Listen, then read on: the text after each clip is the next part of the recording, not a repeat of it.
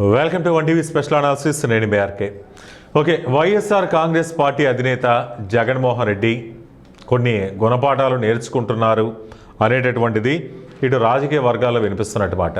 మరి అసలు జగన్మోహన్ రెడ్డి ఏం గుణపాఠాలు నేర్చుకుంటారు అంటే ఓటమి నేర్పిన గుణపాఠాలా, లేకపోతే స్వయంకృత అపరాధాల?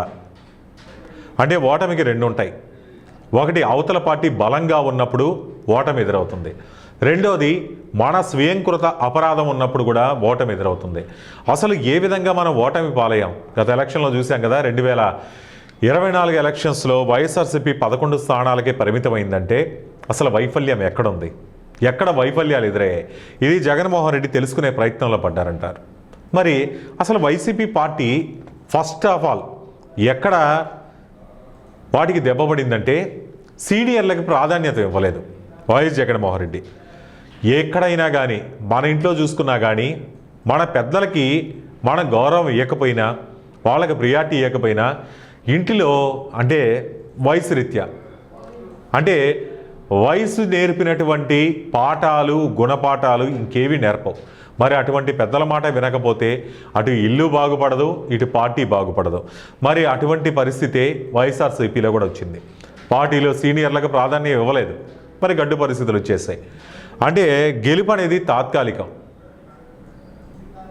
2019లో గెలుపు వచ్చింది అంటే అప్పుడంటే ఒక్క ఛాన్స్ అడిగాడు జగన్మోహన్ రెడ్డి, ఒక్క ఛాన్స్ అడిగాడు. కాబట్టి తండ్రిని చూసి కొంత సరే ఇంత కష్టపడుతున్నాడు, పాదయాత్ర కూడా మంచి గుర్తింపు తీసుకొచ్చింది జగన్మోహన్ రెడ్డికి. కాబట్టి ఇంత కష్టపడుతున్నాడు కాబట్టి ఒక అవకాశం ఇవ్వాలి, అది ఒకటి, ఒక్క ఛాన్స్. ఈ రెండు వర్కౌటే. అంటే ప్రతిసారి వర్కౌట్ కాదు.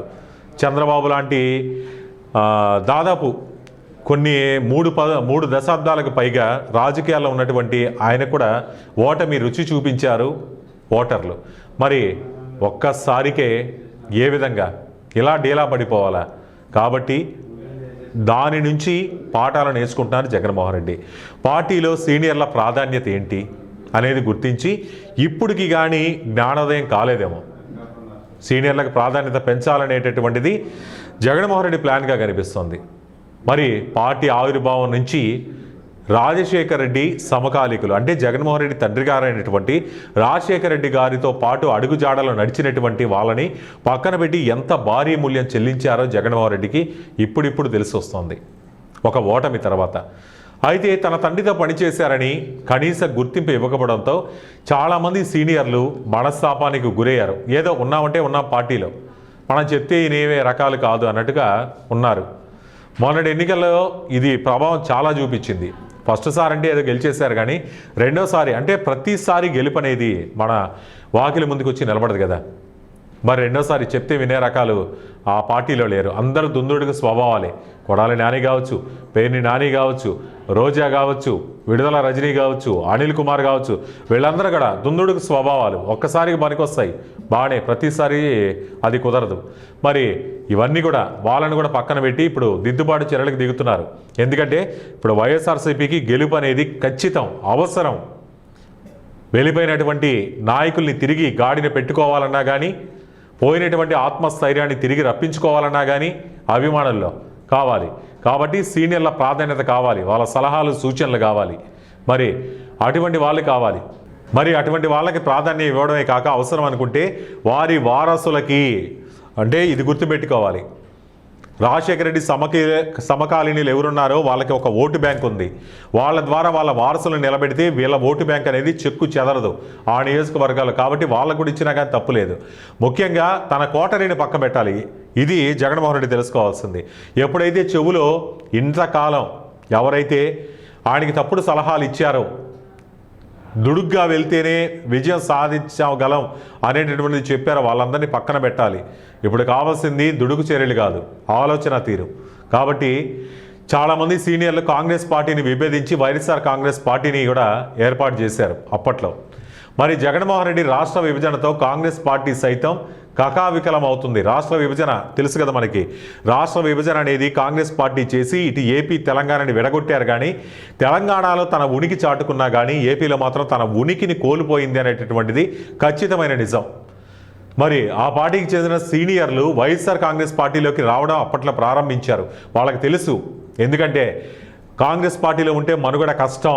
ఎందుకంటే రాష్ట్ర విభజనలో ఏపీ ప్రజలు ఎంతగా ఆ పార్టీ మీద విముఖత వ్యక్తం చేశారు కాబట్టి వైఎస్ఆర్సీపీకి వచ్చారు. మరి రాజశేఖర రెడ్డి మాదిరిగా తమకు కూడా జగన్మోహన్ రెడ్డి వద్ద సరైన గుర్తింపు లభిస్తుంది అనేటటువంటిది వాళ్ళు భావించారు. కానీ అటువంటిది జరగలేదు. అంతా యువరక్తాన్ని నింపాడు. యువరక్తం అనేది సరిగా ఉందా, ఆలోచన దాన్ని సరిగా ఉందంటే ఎంతగాడికి కూడా దుందుడుకు చర్యలే, మాటలు కోటలు దాటే. ఎంతగాడికి వాళ్ళ మాట తీరు కానీ వేషభాషలు కానీ ఇవన్నీ కూడా రుచించలేదు. ఒక్కసారి అది కూడా వైఎస్ రాజశేఖర రెడ్డి వైఎస్ జగన్మోహన్ రెడ్డి మొహం చూసి మాత్రమే ఓటేశారు. అంతేగాని వీళ్ళందరినీ కాదు, భరించారు 5 సంవత్సరాలు. కానీ అధికారంలోకి వచ్చిన వరకు కొంత ప్రాధాన్యత దక్కింది.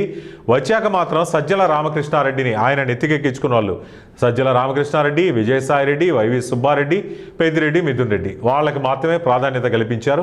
మిగతా వాళ్ళని అంటే తన తండ్రితో పనిచేసిన వాళ్ళు మనం ఉదాహరణగా చూసుకుంటే ధర్మాన ప్రసాదరావు కావచ్చు, బొత్స సత్యనారాయణ కావచ్చు, ఆనం రామనారాయణ రెడ్డి కావచ్చు, వీళ్ళందరినీ కూడా అంటే పదవులు ఇచ్చినా కానీ వాళ్ళకి ఇవ్వాల్సినటువంటి ప్రాధాన్యత అయితే ఇవ్వలేదు.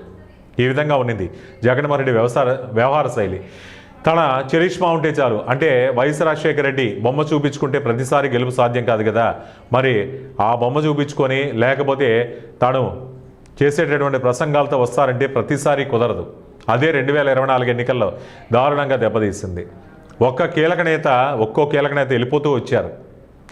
అయితే ఓటమి ఎదురైన తర్వాత నానుకున్న కోటరీ బద్దలైంది. ఇప్పుడు అర్థమైపోయింది కోటరీ కూడా.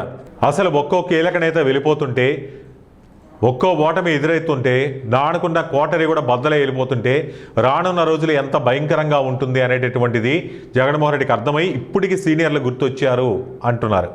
అందుకే ఉత్తరాదికి చెందిన సీనియర్ నేతకు ఎమ్మెల్సీగా పదవి ఇచ్చి శాసనమండలిలో ప్రతిపక్ష నేత హోదా ఇచ్చారు. వాళ్ళే బొత్స లాంటి నేతలు పార్టీ కొంతవరకు రక్షగా నిలుస్తారు అనేటటువంటిది. ఇప్పుడు కూడా పార్టీ వర్కింగ్ ప్రెసిడెంట్ పదవి ఆయన కట్టబెడతారనే ప్రచారం కూడా జరుగుతోంది. ఎప్పటికైనా కానీ ఆయనకి క్యాబినెట్ ర్యాంకింగ్ హోదా ఉండడంతో పార్టీ వర్కింగ్ ప్రెసిడెంట్ ఇస్తే అటు తెలంగాణలో ఏ విధంగా కేసీఆర్ అంటే కేసీఆర్ ఫామ్ హౌస్కే పరిమితమైనా కానీ కేటీఆర్ ఏ విధంగా పార్టీని నడిపిస్తున్నారో ఆ విధంగా రానున్న కాలంలో ఎటువంటి పరిణామాలన్నా జరగచ్చు. జగన్మోహన్ రెడ్డిపై ఉన్న కేసులు కూడా ఉన్నాయి కాబట్టి ఎటువంటి పరిణామాలన్నా తీయచ్చు. కాబట్టి ఒక పార్టీ వర్కింగ్ ప్రెసిడెంట్ అనేది బలంగా ఉండాలి. ఆయన వాయిస్కి ప్రాధాన్యత ఉంటుంది బొత్సాకి అనేటటువంటిది ఇది ఒక సీనియర్గా. మరోవైపు మంచి వ్యూహ చతురత ఉన్న ధర్మాన ప్రసాదరావును కూడా తీసుకొని రావాలి. అంటే ఇప్పటి కానీ జగన్మోహన్ రెడ్డికి సీనియర్ల ఇంపార్టెన్స్ అనేది గుర్తు రాలేదంటున్నారు. ఏదేమైనా కానీ రానున్న రోజుల్లో ఇప్పుడున్నటువంటి పరిస్థితులను చూసుకున్నట్లయితే ఖచ్చితంగా జగన్మోహన్ రెడ్డికి సీనియర్ల అవసరమైతే ఉంది. ఇప్పుడు ముందులాగా పార్టీ అధికారంలో లేదు, గడ్డు పరిస్థితులు ఉన్నాయి. ఒక్కొక్క నేత కూడా వెళ్ళిపోతున్నారు, చాలామంది వెళ్ళిపోయారు ఇప్పటికే. ఒకవైపు కూటమి పార్టీ వచ్చి ఇటు టీడీపీ, జనసేన, బీజేపీ కూడా అన్నీ కలిసికట్టుగా చాలా వెళ్ళిపోతున్నాయి. కాబట్టి వాళ్ళని అడ్డుకట్ట వేయాలంటే సీనియర్ల యొక్క అనుభవం కావాలి, వాళ్ళ వ్యూహ రచనలు కాబట్టి పార్టీలోకి సీనియర్లను తీసుకొని వచ్చి పార్టీని పునర్వైభవం దిశగా తీసుకెళ్లాల్సినటువంటి అవసరమైతే ఉంది. ఆ దిశగా జగన్మోహన్ రెడ్డి అడుగులు వేస్తున్నారు అనేటటువంటిది అయితే పార్టీ శ్రేణులు కానీ రాజకీయ విశ్లేషకులు కానీ చెప్తున్నటువంటి మాట. సో ఆ విధంగా వెళ్తే తప్పితే వైఎస్ఆర్సీపీకి విజయం అనేది దక్కదు అనేటటువంటిది అయితే తెలుస్తున్నటువంటి విషయం. సో ఈ అంశంపై మీ అభిప్రాయాలు కామెంట్ రూపంలో తెలియజేయండి. చూస్తూనే ఉండండి 1TV స్పెషల్ అనాలిసిస్.